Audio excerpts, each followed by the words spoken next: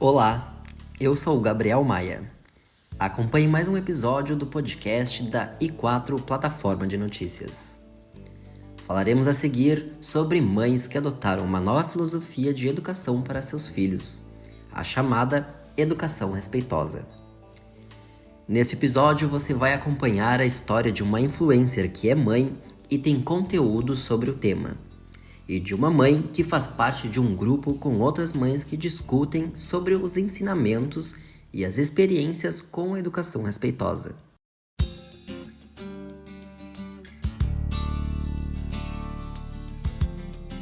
A convivência familiar é a maior aliada no desenvolvimento da criança.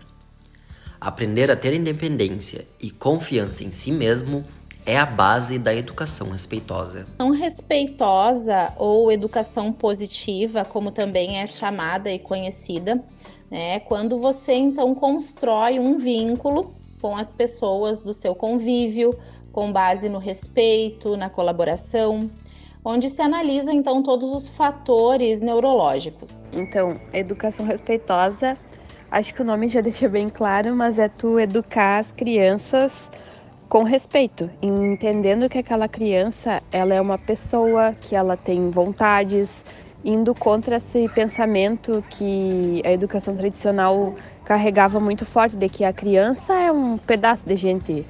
Eu entendo e aprendi como uma forma de educar crianças, conseguir impor limites às crianças desde novinhos, sem ter que apelar para castigos físicos, castigos e abusos psicológicos, ou até mesmo coisas agressivas e violentas como a humilhação, as ralhadas tradicionais. Para adotar esse tipo de educação, é preciso de uma base teórica ou até mesmo buscar por profissionais como Ângela, que é psicopedagoga, principalmente para saber quando começar a praticar. A gente acredita, então, com base nos estudos, né, que assim como toda a educação respeitosa, ela deve se iniciar desde a gestação, né, desde a concepção, então, com um foco total na primeira infância, né, que vai desde, então, a concepção do bebê até os 6 anos de idade, né, que é a base fortalecedora, né, para a construção aí de toda a parte cognitiva, emocional e afetiva de todo ser humano.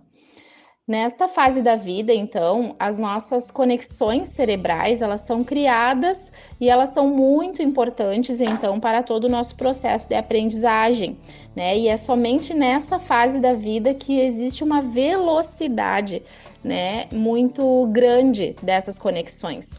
Assim como Bianca, que é digital influencer sobre o assunto. Ela tem uma filha de 2 anos e pratica esse método desde cedo.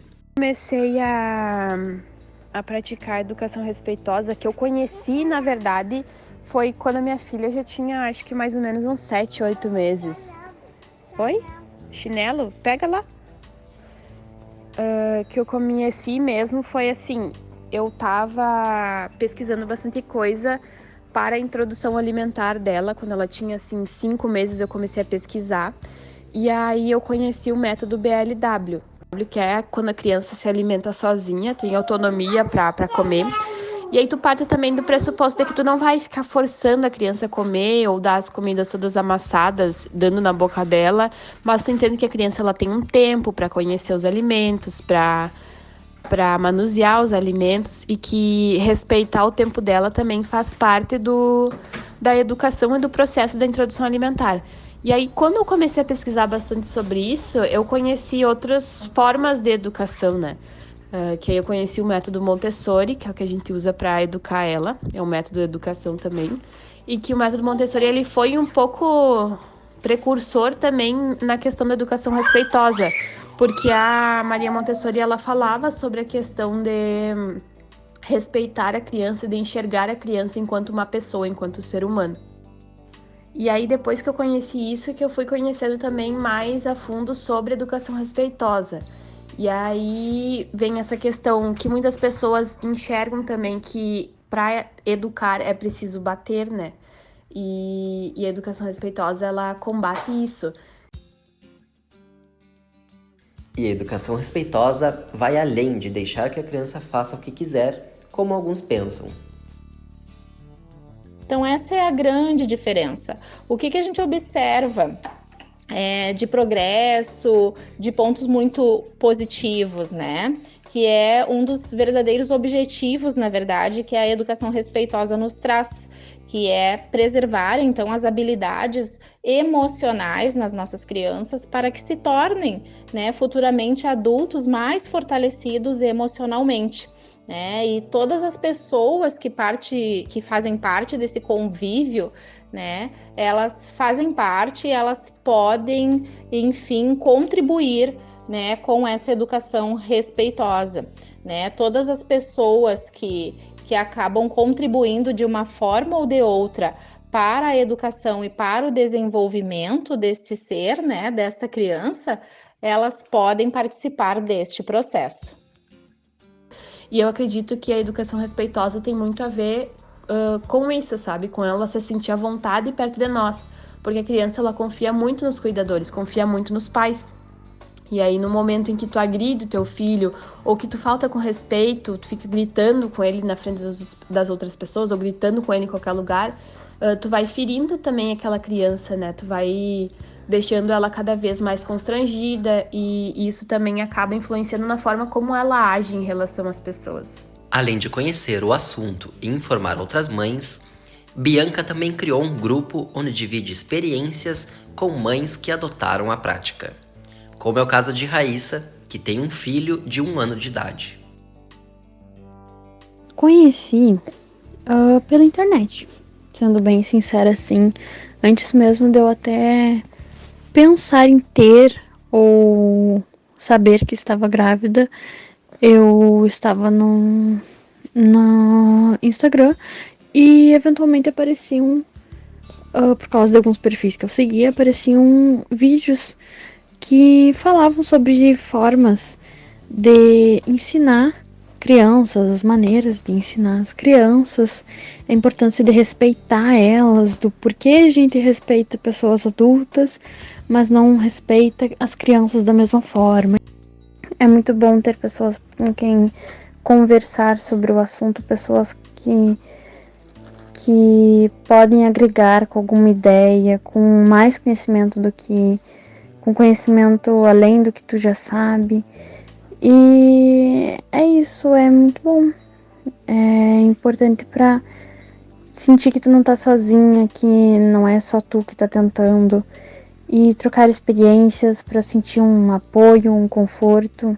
Muitos são os desafios que acompanham a criação de uma criança, mas a paciência e o diálogo ajudam na hora de optar pela educação respeitosa. A gente também escuta muito ela no nosso dia a dia, dá opções de escolha para ela. Por exemplo, a gente deixa frutas à disposição dela e ela pode escolher a que ela quiser. A gente deixa ela escolher a roupa que ela quiser e respeita a decisão dela, assim, dizer, ai, que horror, isso tá feio, isso não combina, não sei o que. A criança não é um boneco, né? A gente enxerga a criança como uma pessoa já. E a gente consegue enxergar isso, que traz uma tranquilidade também para a vida dela, sabe? Ela tem 2 anos e é uma criança bem calma, bem tranquila, consegue conversar conosco. Desde muito pequena, 1 ano e meio mais ou menos, ela aprendeu a falar sobre as emoções, os sentimentos. Então é um processo que ela tá também aprendendo a verbalizar as coisas que ela sente. Então ela se sente confortável de conversar com a gente sobre isso. Durante o meu dia a dia, é sempre um desafio, sabe? Mas é muito bom ver como a minha questão de lidar com a paciência, com a minha paciência, com a minha forma de pensar em relação a coisas da minha vida mudaram graças aos conhecimentos da educação respeitosa. Cada momento em que eu sinto que eu consegui absorver um conhecimento novo, a partir da minha tentativa de melhorar a forma com que eu me relaciono com meu filho, sabe? Isso é extremamente gratificante, sabe? É uma sensação que faz eu... É como se fosse um tipo de confirmação de que eu estou me esforçando de verdade por algo que eu amo, por uma pessoa que eu amo. E o episódio fica por aqui. Este material foi produzido para o componente curricular Jornalismo e Multiplataforma 2, sob a orientação da professora Vivian Bellocchio, pelos discentes Cassiano Battisti, Danilo Pérez, Gabriel Maia, Giovana Vitória e Maicon Mendes, da Universidade Federal do Pampa. Para saber mais sobre o assunto ou tirar alguma dúvida, acesse o Instagram da nossa convidada e confira os conteúdos disponíveis. @Bianca Obregon.